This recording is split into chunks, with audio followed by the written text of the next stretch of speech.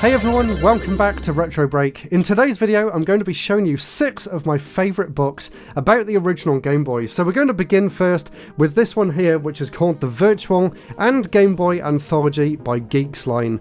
I've been waiting so long for this book and it just turned up in the post a few days ago, so let's check it out. And this, just like all of their other books, is just incredibly detailed. As you can see, this was originally a Kickstarter, and I did actually back it on Kickstarter. That's why I've got this edition here, which is including the Virtual Boy.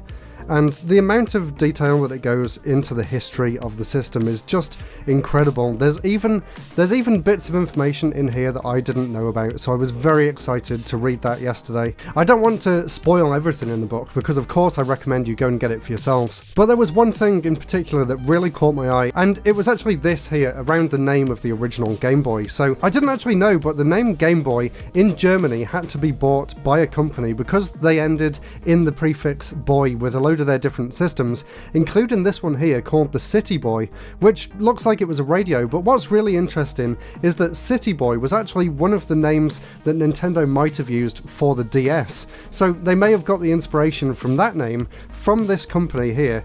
And if we go back a page here, you can actually see the name of the German company there, meaning that Nintendo had to license the name Game Boy from them to use in Germany.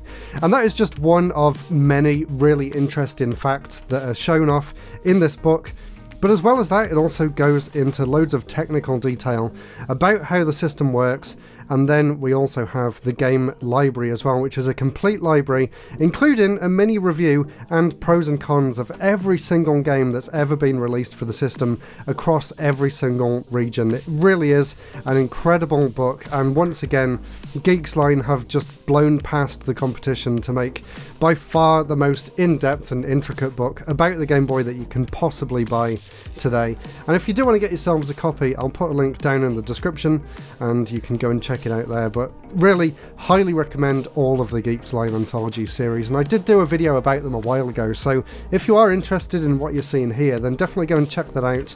And of course, because I backed this special edition, I also got access to all of the Virtual Boy history as well, and all of the games that were available for the system as well. So such an incredible book and very highly recommended. And now for the next one, and this is something else that I got off Kickstarter a while ago. This is the complete Game Boy Cartridge collection, and this kind of takes the concept of the game library and splits it down into every single region around the world, and it gives you a full colour picture of the cartridge for every single region as well.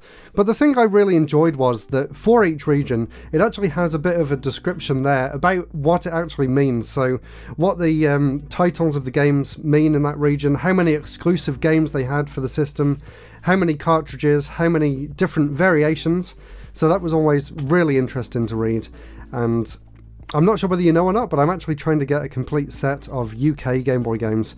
So having this book to actually reference is fantastic. Like you can see here, there's a full world set of Game Boy games, and a really nice bit of information to go alongside each one too. But my favourite thing about this was that it actually came with a second book, which is a smaller cut down one, which is basically just a checklist of every single game from every single region. So you can see up there in the corner I've put little post-it notes, and I've been slowly going through and ticking off all the games that I've got. I'm saving it for a rainy day, but I'm going to go through my collection and actually check them all off on here, and then I can use this to finally get my full set. Unfortunately, there's no way that you can actually get this book for yourselves anymore. It was just available on the Kickstarter, so if you do ever see any Kickstarters go up, definitely get them while you can. And that brings me on to the next one, which was another Kickstarter, but you can actually still buy this one.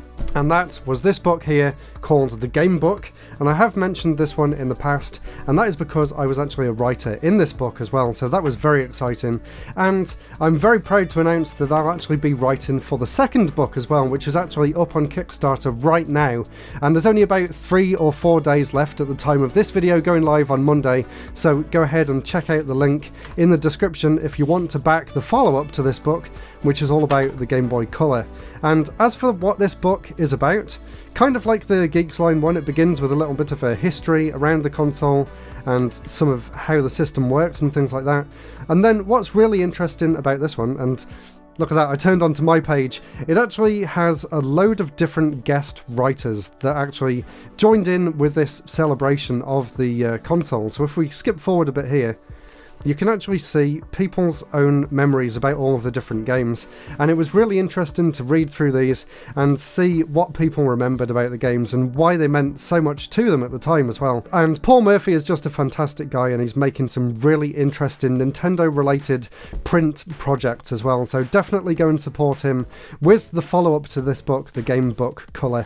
And as you can see, here's all the different contributors for this one. I'm down there, and my girlfriend actually did some artwork for the book as well, and she's also doing some artwork for the sequel too, so really recommend these books. They've been a fantastic read so far, and I'm really looking forward to seeing what everyone else writes for the follow-up too. Now, this next one is a little bit different. This one is actually a platform study, and this one was actually for the Game Boy Advance, but it does include some stuff about the original Game Boy as well, so I thought I would include it in this video.